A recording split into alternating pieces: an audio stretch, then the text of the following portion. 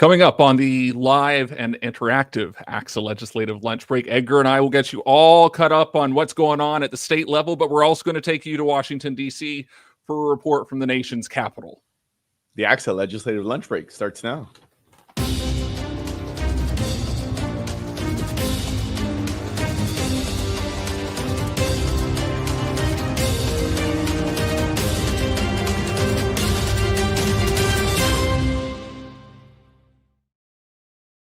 Welcome into the ACSA Legislative Lunch Break here on a Wednesday, a couple minutes after 1 o'clock. My name is Michael Kelly, alongside the Dr. Edgar Zosweda. Good to be with all of you today. Edgar, how are you? Good. We haven't done this in a while, Michael. I know you're reminding me that we, Naj is good and all, but it's nice to mix it up. We'll talk about where Naj is at in a second. But I always appreciate, because obviously you're one of the masterminds behind the scenes of this programming and so many of the things that we do here at ACSA. But it's nice to once in a while, your roots are also as an anchor here. So to bring out your other skills in front of the camera, you're not too shabby. So we'll bring you off the bench here once in a while. I don't like having to host any more than I have to. I told Naj that 10 years ago when I joined ACSA, but it's nice to get in front of the chair every now and then. Hey, I saw on social media, just a little shout out to your family. I understand it's your son's birthday today, right? Deacon, Deacon turned 4, which is a little wild, but just all of us here in ACSA world, we were just talking about how time goes by, and just to hear that your son's already 4, that just goes to show how fast time goes. It wasn't too long ago that we were doing a birth announcement for Deacon here on this show. So that kind of tells you how far we've come in a very short amount of time. I'd also be remiss if we didn't mention the fact that you just celebrated 3 years as executive director back on June 1st. Congratulations to you, my friend. Yeah, I had no idea. Well, I did once you reminded me, and I was like, oh, June 1st, it's 3 years. I made it 3 years. I'm still here. So I guess that's a good thing, right? So I know we make a lot of light of, just especially in our urban districts and our friends. I know Noah knows this firsthand. We always talk about the averages for some of the big urban superintendents are about there. So I love this place. I love our members. I think we're doing some good work. So I like to think we're just beginning this work. But I do feel very fortunate that it's been a ride here thus far that I'm enjoying, and we'll keep at it. A very fast 3 years, if I do say so myself. Yeah. The last time that you and I hosted was almost 3 years ago to the date. It was your first show as executive director, and I was filling in for Naj, who has hosted 178 of the first 180 episodes of this show. And I will tell you, Edgar, as we look back on what happened, things didn't exactly get off to the best start. We welcome you. Uh-oh. We already lost Michael. First day, we don't have Naj. Maybe this is Naj sabotaging things here. Uh-oh. So as we look back 3 years later, how nervous were you during that moment? Thinking, oh my gosh, I was on location. I was in Paris Union High School District, my alma mater. I symbolically went to go spend my first day as ED down in the community that helped raise me, right? And that propelled me in so many ways. But my nightmare, the few things really shake me up here in this job. There's some pressure points here and there. The one thing that has always got me is one of the real hosts of the show dropping off, and then I have to fill that role. But I still get worried about that to this day. Well, thankfully, Naj is not sabotaging this show, at least not. Oh, no, look who just tuned in. Did Naj just tune in for the show? Naj on assignment and tuning in from Cancun. More on Naj in Cancun in a little bit. But first, let's get to some news headlines going on. And we start right in Washington, D.C. The Trump administration has unveiled a sweeping proposal to cut more than $13 billion from the U.S. Department of Education, a 15% reduction overall. The plan was released late Friday as part of the Friday news dump, if you will. The proposal would eliminate or consolidate dozens of grant programs, including key services for students with disabilities, and shift major responsibilities to individual states. Critics say the changes could harm vulnerable students, while supporters argue it gives states more flexibility. Congress will take up the proposal in the coming months. Edgar, again, this is very early in the process, but just your initial reactions to what you're seeing. Yeah, I mean, the one part, and we've been prefacing this over the last few weeks. I know we've had some of our guests. I know Reg and Noel have, I think, joined us earlier in the year, and they're going to talk more about this. Obviously, the one thing, and we see these scary headlines, I think the one thing I'll say, and our experts will speak obviously more eloquently to this, is this is the first step, right? These are proposals. We'll see where we're going. There's a lot of thresholds, 60 votes. Obviously, it goes without saying, it's not the news we want to be hearing in terms of a budget proposal. I know we were just back there in DC a few weeks back, trying to push on some of these issues, trying to lay the groundwork. And this is when we were hearing some of the tidbits there. So more to come, but disconcerting, right? To say the least, just in terms of some of the potential impact. Well, for more of what's going on at the nation's capital, we decided to bring in two of our best, two DC insiders who know the lay of the land quite well, and we bring them up now. Reg Lichty, the founding partner of Foresight Law and Policy, and Noel Ellerson-Ng, the Associate Executive Director for AASA. They join us here on the ACSA Legislative Lunch Break, and it is always a pleasure to be joined by the two of them. Reg, Noel, good to have you on the show as always. Thanks for having us. Good to be here. Great to be here. Reg, I was running the numbers, and this is your sixth appearance here on the ACSA Legislative Lunch Break, so you are officially well past the 5 Timers Club. I was wondering, just before we get started, does that go to the front of your resume? Does that go to the top of your resume? Yeah, I think I really have it positioned as a chase to the kind of pennant, trying to catch up to Edgar and see if we can ever achieve that level of notoriety on the show.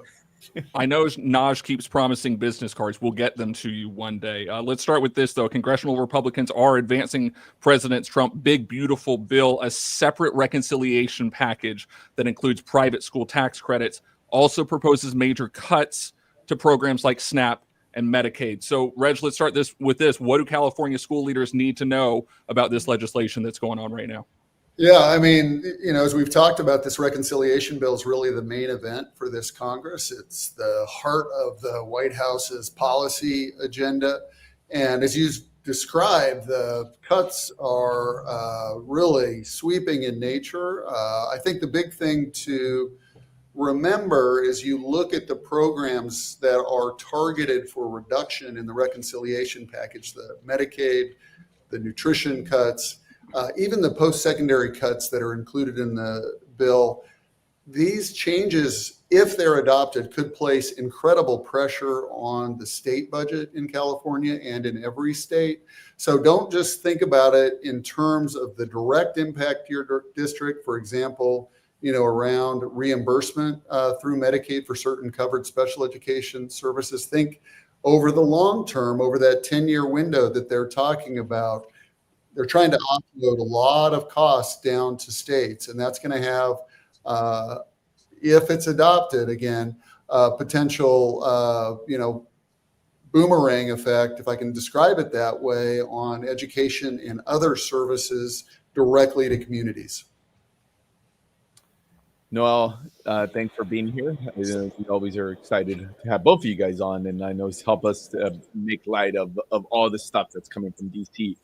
It goes without saying, I think one of the themes here in the early administration as it relates to education, that there's been a lot of focus on higher ed, right? With the Trump administration really looking at freezing dollars. I mean, there was a number of, you had Columbia in the news. It feels like most recently Harvard has been kind of in their radar with the freezing of research dollars, the blocking international students, pressuring agencies to cut ties with the university. I guess one of the questions that we've been thinking through this, like Harvard being an example and maybe higher ed as a whole, do we see, is this part of a broader strategy that maybe, and we're going to ask some questions. We'll dig into this on some other issues. How much of us in the K-12 field should be worried about some of the stuff that we're seeing here on the higher ed front?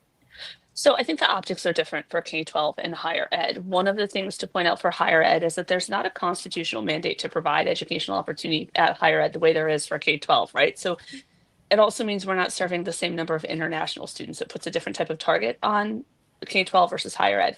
I do think, though, that we've seen the Trump administration identify how it wants to engage with and look at how it may, quote unquote, go after K-12.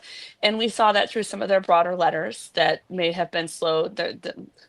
They slowed their roll because of legal challenges. But I think another great example of how they're trying to go after K-12, or where they're looking at what their legislative or legal pressure points may be, is the use of FERPA to proactively investigate districts for the extent to which they are compliant with FERPA. And so a great example here is California. You are one of the states that did receive the letter indicating that they are investigating you for FERPA compliance. We also saw that Washington State is another one that has been caught there.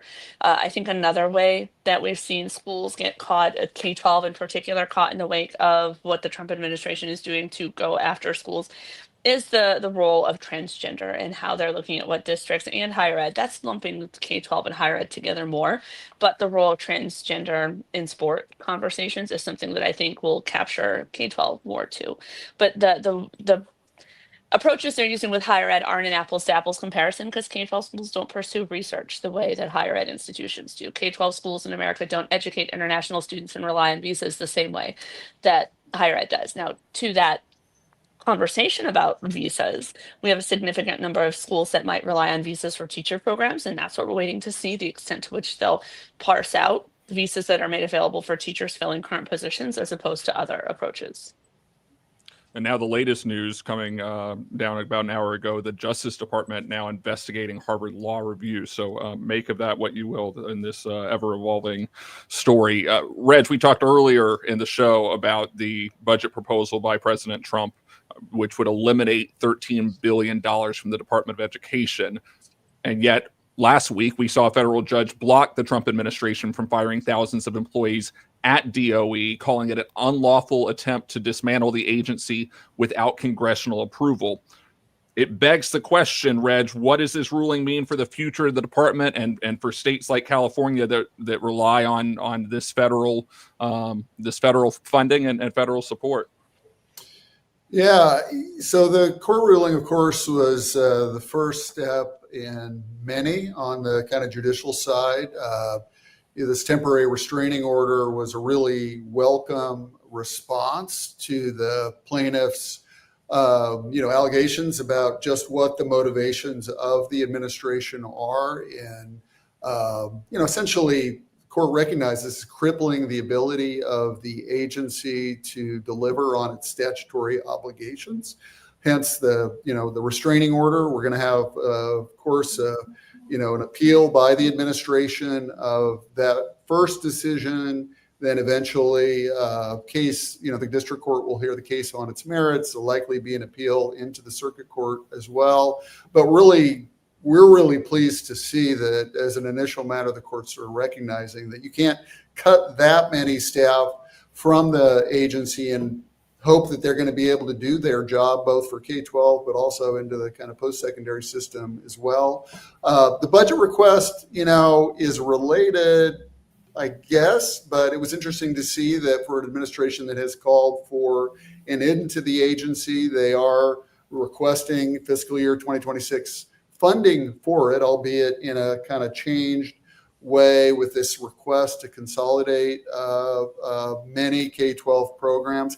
I always describe the president's budget request, though, as a wish list, right? This is a policy statement issued by the White House about what they would like to see in spending. Of course, it's the constitutional responsibility of the Congress to determine what those actual spending levels are for the coming fiscal year.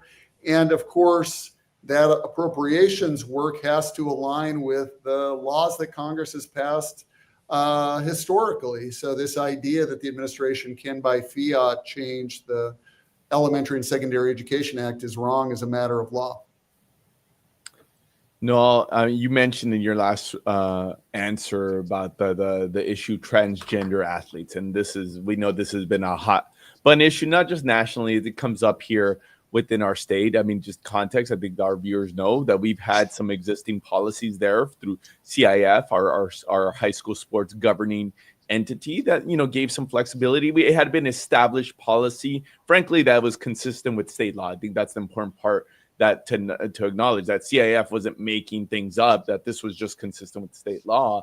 I know recently we have, as you stated, one of those investigations focused on California around transgender athletes yesterday. The state superintendent's office trying to clarify, trying to give again guidance in terms of what they're seeing that is consistent with state law. I guess the question is, there's always these threats about funding, about actions, like how do you think this plays itself out? How worried should our folks be about some of these issues, which I will say, we're talking about a handful of athletes that we frankly, in most cases, had figured out. But I know this is obviously bringing this issue it's giving it so much more attention. But just what do you see on this front, not just in California, but just nationally? Yeah, it's a great question. And I think there's a bunch of ways to answer it. And I think one of the first ways to answer it is very consistent with something that my team and I have been saying since day one. We're not going to take things literally, because I think that would give us a lot of heartache and consternation, but we are going to take things seriously. And I think that's really important, to be judicious about taking things seriously, because deciding to not take something literally is fine, but you also need to make sure you're not being dismissive, because that's patronizing and doesn't move the conversation forward.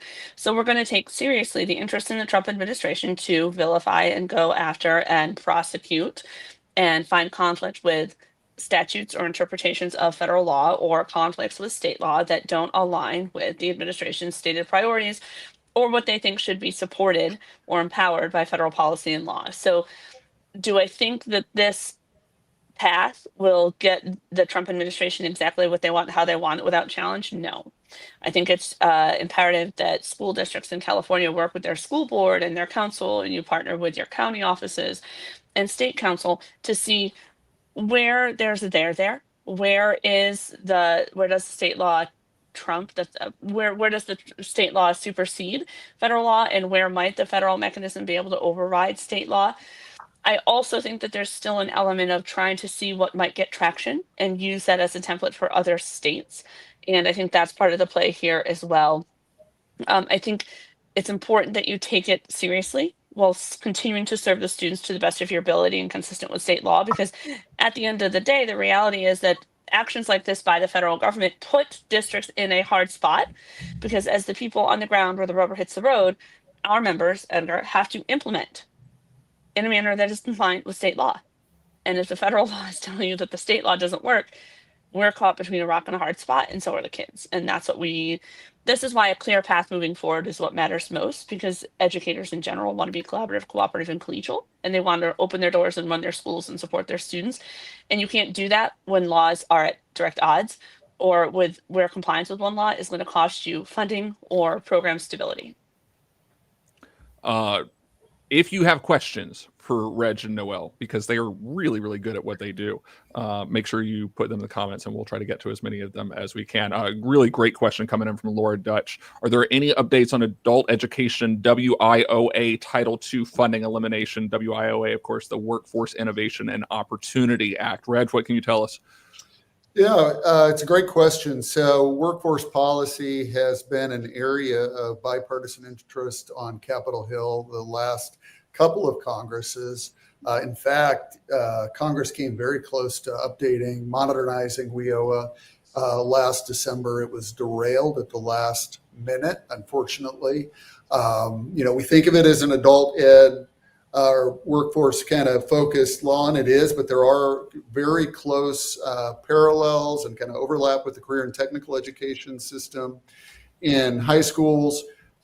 We're going to see in the coming weeks the House Education Committee begin to turn back to work on WIOA. We expect that to continue to be a bipartisan conversation. I think if the House does make progress as it did last Congress, I think then we'll see the Senate Help Committee begin to pay attention to it. But I think they're waiting to see where the House goes in that important work. Last thing I will say about this, it's also a priority of Secretary McMahon at the Department of Education. We've kind of seen as their CTE staff has begun to take their posts in the agency. A lot of conversations about the future of WIOA and CTE. So stay on the lookout for that work over the summer. Well, your organization, Simon Taraj here in California, I know is a job constantly trying to give some advice to our leaders on like how do they react to all this? How should they combat this? I know Helio, one of our superintendents here in the state, is asking, what should districts develop some board resolutions? Should we try to affirm board protection? Should we prepare communication? All this to say, maybe like what advice, right? Like what advice maybe would you have? What advice is AASA kind of giving to our leaders? I know that sometimes that's even controversial about like the board resolutions. I know there's been some folks who are worried about putting maybe more of a spotlight on themselves by doing that. Kind of any thoughts? Have you been getting these type of questions around the country? Yeah, and it's very consistent with what we've been saying since January. We're going to take a breath. We're going to take a moment. We're going to respond to things seriously, and we're engaged in the work that moves federal policy that strengthens public education. As an example of walking that walk, I think it's important, and I'm proud to point out that my boss didn't have a public statement on anything federal policy until the skinny budget came out, because we're not going to respond to rhetoric. We're not going to respond to pronouncements or announcements. We're going to respond to specific policy provisions, and that's been a really good metric for us because it helps you avoid what could be a very vitriolic news cycle. Helps you avoid clickbait, might keep you out of headlines.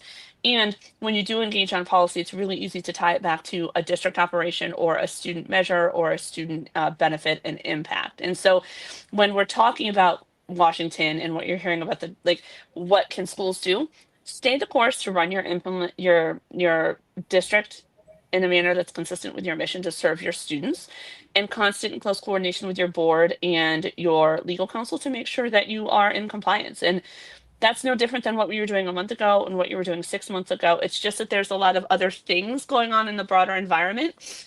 But just because it's going on doesn't mean it's going to get done. And just because it's going on now and looks like it's done doesn't mean it's going to be in place in 6 months. And so that's the hardest part. I think I've now identified 2 hardest parts, but when, as I said before, Edgar, we're representing educators who need to move forward to implement their programs because the kids show up regardless. It's really hard to do that when state law says one thing and federal law says another. It's really hard to do that if you pivot to be compliant with a new federal law that a court case overturns, or a federal declaration that a court case overturns in 6 months. And so school districts and school system leaders are pragmatic and will do it, but it's hard. And I think, to something that was said earlier, every dollar or minute or staff capacity that is put into compliance or a pivot or a redirect is a dollar, a staff hour, or another capacity that's not put into student learning. And I think that's a cost that we're going to have to start thinking about as well. We want to get you out of here on time. And so let's just close with this. And Noelle, you alluded to it with your earlier response, but for California school leaders, what should they be paying most attention to over the next 3 to 6 months? Reg, I'll have you start. As I said before, the main event is budget reconciliation. Sure. I think we'll be able to, through the leadership of ACSA and groups like AASA, navigate the FY26 appropriations process okay. But for reconciliation, the bill can move through both houses of Congress on a partisan basis. It's not subject to the filibuster. All of our attention, in my opinion, should be on making sure that those Medicaid cuts, those nutrition cuts to post-secondary, a little outside of your wheelhouse, are minimized or avoided altogether if possible. So I would say be talking with the California delegation about the impact of those cuts on families in your communities, on your schools, but also be mindful of the pressure that's going to put on the state budget if it goes through. And Noelle, how about you? Yeah, I'll close with a similar thing with a slightly different flavor, because Reg and I work together and cover the same beat for the same people. If we had different answers, that might be problematic for everybody. So I think budget reconciliation is absolutely something you need to pay attention to because of the immediacy of the impact, but also the enduring and indirect impact, like doubling down on what Reg has said 2 different ways already. I think that's important. We need to see, but another way to frame this is we want to be alarmed, but not alarmist. The House bill version of reconciliation, like if I had to give it a children's book's names, it's House Reconciliation and a Horrible, Terrible, No Good, Very Bad Impact on Education. But it's not through the Senate. And so it could be less bad. And it's just being very diligent in finding what's in the final package. What does that mean for me in the immediate term?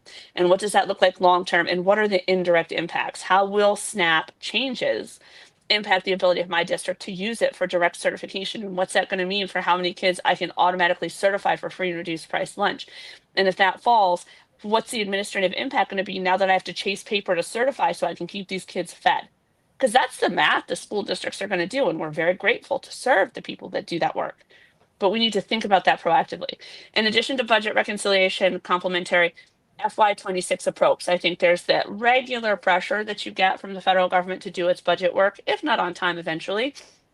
But I think the added pressure that we really aren't hearing a lot of people articulate, House Republicans, Senate Republicans, and the Trump administration are not going to want to get to midterms without seeing deep cuts be effectuated.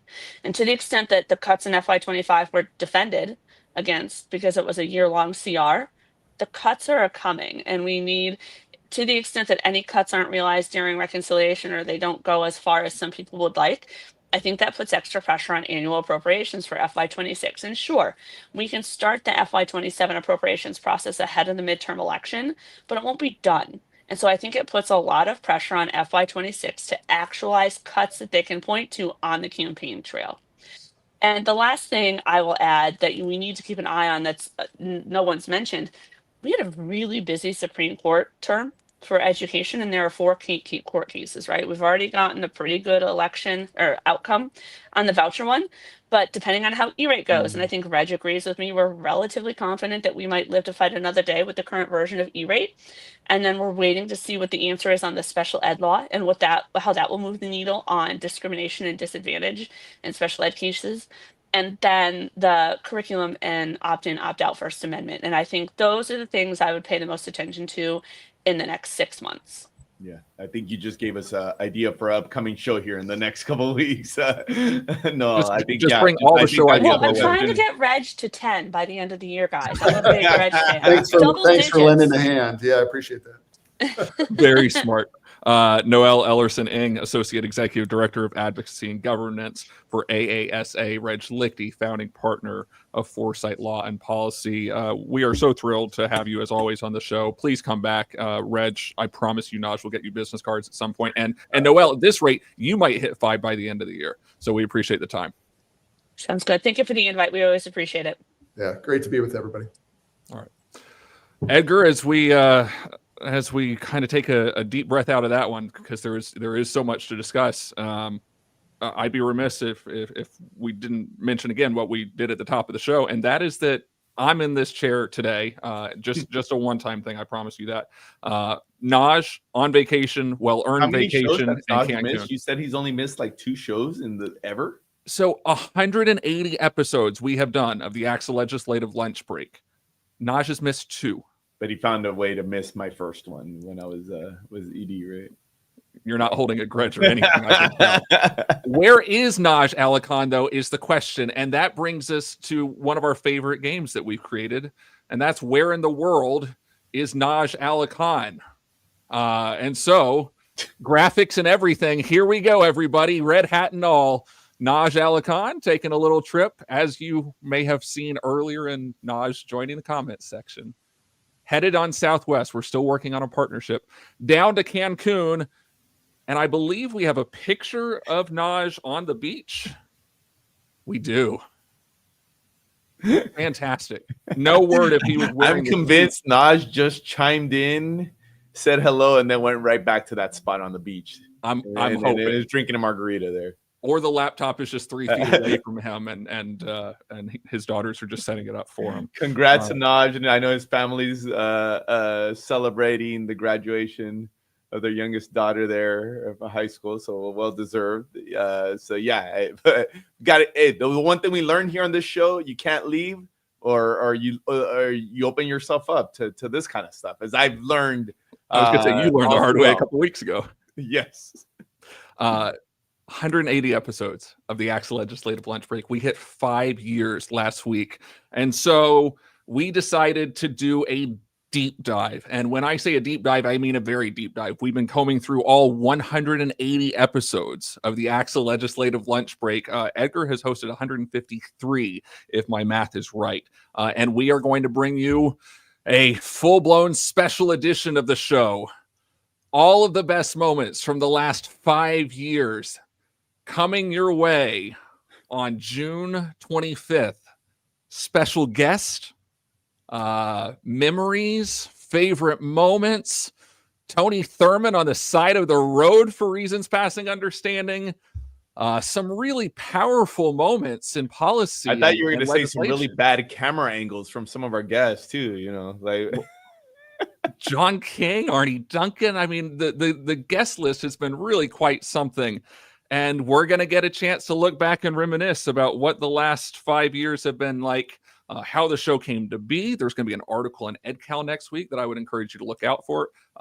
Edgar celebrating his Dodgers winning yet another World Series. We'll talk to everybody who's been involved with the show, the creation, the production, the whole thing. Edgar, I'm looking forward to it. Oh, this is gonna be fun. I appreciate you doing the heavy lifting there and combing the archives of our extensive now history with our friends and our viewers here. And so no, I know how much we talk about reflection and whatnot, and we'd like to have a lot of fun here. And this all started out of necessity. But it's great to do a little bit of a look back and also it gives us some opportunity to just continue this on. I know when I got this job, you talking about my 3-year anniversary. For whatever reason, aside from congratulations, the question I used to get more than ever, so you guys still gonna do lunch break? You know, even though you're not, you're still gonna do lunch break. So that's gonna be fun to do that, a little bit of that look back. Even if it means me having to hassle Edgar to make sure that even if he's in on location in Orange County or wherever he might be speaking, to make sure that we can get him into the seat on a Wednesday at 1:00. The chemistry between Naj and Edgar, there's nothing like it, and we'll certainly dive into that on the show coming up again June 25th, so 3 weeks from today. Hey, we want to tell you about another product that is out now, an incredible interview with Jay Billis, ESPN analyst, New York Times bestselling author for the book Toughness. That interview dropped yesterday as he joined us on the ACSA Leadership Classroom. Just a wealth of information about lessons on the basketball court that he learned from the legendary Coach Mike Krzyzewski, perhaps one of the all-time leaders in anything, in any field. Really, really an insightful interview with Jay. He was so generous with his time. I'd encourage you to check that out. Jay Billis in the ACSA Leadership Classroom. If you want to subscribe to the show, here's your opportunity. You can watch on Spotify. You can watch on Apple Podcasts. The QR code right there on your screen for you. The ACSA Leadership Classroom, back with Naj and myself. Other things to tell you about, and that would be the Critically Conscious Classroom, an ACSA web series. New episode drops tomorrow morning, new time. Stay alert for the email on that. That'll come your way tomorrow morning around 10 or 10:30. Julie Vitale will be the guest. We're being told 10:15. So make sure you put a calendar reminder in there for the Critically Conscious Classroom. Dr. Tracy Noriega, Anthony Robinson. Again, coming your way tomorrow morning. If you like what you've seen here on the ACSA Legislative Lunch Break, of course, you're welcome to subscribe on YouTube. Like the show. Make sure you get notifications for any time we're on the air. And of course, if you have anything that you would like to share in EdCal, any good stories from your district or school, just email Michelle Carl, our EdCal editor. That's mcarl@ACSA.org. We are past the bottom of the hour. Edgar, any final thoughts before we say goodbye? On the federal end, I mean, I think Noel, Reg said it many times. Obviously, when we're gonna react to real news. Let's see how this plays itself out. Obviously, I think we made this plea some weeks back, especially those members that are represented by Republicans in Congress and obviously in the House.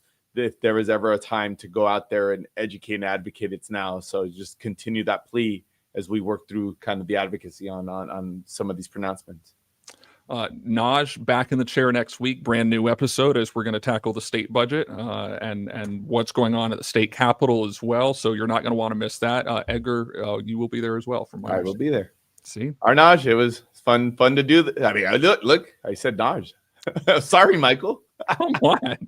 Naj came in and made his cameo and is out of here. Exactly. Always fun to do this, Michael. Appreciate all your efforts behind and in front of the camera, and looking forward to more fun here in the weeks to come. Always good to be with you, Edgar. You know that. Everybody, thanks for watching the ACSA Legislative Lunch Break. Back next week, live and interactive, Wednesdays at 1 p.m. We'll see you next time.